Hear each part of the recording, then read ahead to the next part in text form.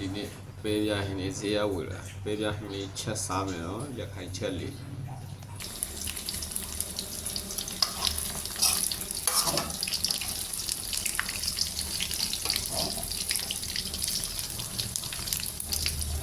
ဘောခေါက်ချိုလေးကဲစားကြမယ်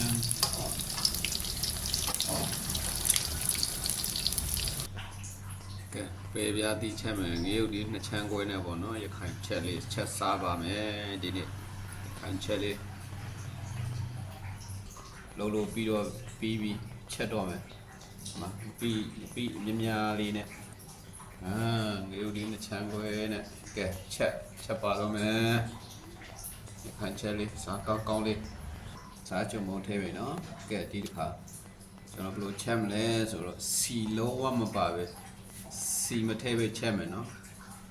စီမပါဘဲနဲ့ဘယ်လိုစားကြမလဲဆိုတာကျမပြန်ပြပေးမယ်နော်ကြက်ရဒီပဲဒီကျက်လို့ရှိရင်နည်းနည်းလေးထဲမယ်နည်းနည်းပဲထဲလိုက်ရင်မွေးတဲ့နဲ့လောစားကောင်းတယ်ကြက်တောင်ကြက်တွေစားကျင်စိတ်တော့ရောက်လာဟင်းကတော့စူနေပါပြီဟင်းကတော့စူနေပါပြီဒီမှာစီမပါဘူးနော်ဒီမှာစီမပါဘူးနော်လုံးဝရခိုင်ချက်လေးစီထဲရမလို့လားမကြည့်လိုက်ဒါလေးလေးနဲ့ဆန်ပွဲနဲ့နော်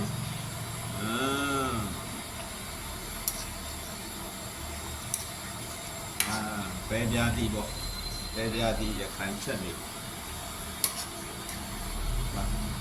ခြေတော့နည်းနည်းများသွားတယ်ဒီခန်းအောင်တော့စောင့်အောင်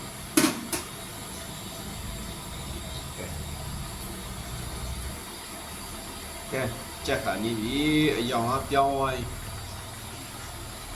ကဲမတ်က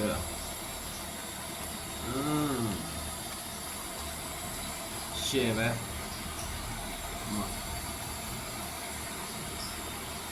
စားကြမယ်နော်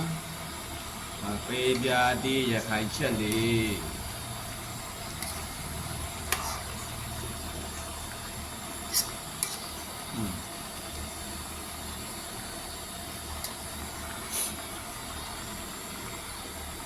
မယုတ်ဒီကိုလည်းတိတ်အများကြီးမထည့်တော့ဘူးပေါ့မယုတ်ဒီများရင်စက်မှကြောက်နည်းနည်းပုံမှန်လေးပေါ့လောလောလေးနည်းများထည့်ရင်လည်းဆက်တယ်လေဆက်တော့တိတ်မစားနိုင်ကလေးလေးစားလို့ရအောင်လူကြီးလေးစားလို့ရအောင်ပဲပြားတီးချက်တဲ့အခါကျရင်ငပိရနည်းနည်းများလေးထည့်ပေးရတယ်ခရမ်းဒီတို့ပဲပြားတီးတို့ချက်တဲ့အချိန်မှာငပိရများထည့်ပေးရတယ်ဒီများထဲမှာစားလို့ကောင်းတာဒီလေးနဲ့ပေါ့ခဏရေခမ်းအောင်စောင့်လိုက်အောင်မယ်ကဲကြက်ပြီနော်ကျွန်တော်ပဲပြားတီးကြက်ပြီဆိုတော့လေနည်းနည်းပင်ထဲတော့မယ်နည်းနည်းပင်ထဲတော့မယ်နည်းနည်းပင်ထဲရင်ဟိုးထုတ်လို့ရပြီကဲဒီမှာနည်းနည်းပင်ထဲပြီနော်နည်းနည်းပင်ထဲတော့ဒီမွေးလေးနဲ့စားလို့ရပြီနည်းနည်းပင်ကဟိုကောင်းတယ်ထဲထုတ်ပေါ့အဲ့မှာနည်းနည်းပင်ထဲလိုက်တာနဲ့အဖုံးလေးအုပ်လိုက်မယ်မွေးလေးကောင်းကောင်းအရေးခန်းလေးနဲ့ကောင်းကောင်းရေစက်မှမရှိတော့ပြီးမှစားလို့ပေါ့6ကက်ကက်လေး